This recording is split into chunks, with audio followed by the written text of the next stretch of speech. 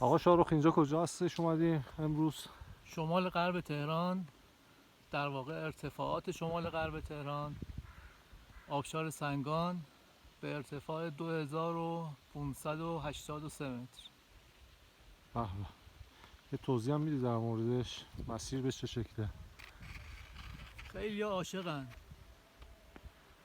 از این خیلیایی که عاشقن، یه سری ازشون عاشق کوهن، عاشق برفن، عاشق طبیعتن، عاشق پرندهان.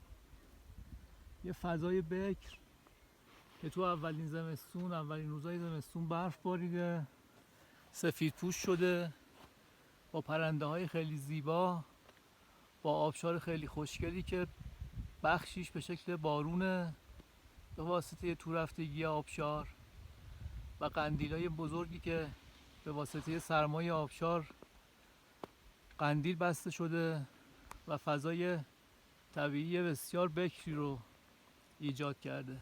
جای همه دوستداران طبیعت خالی. به به، ممنونم.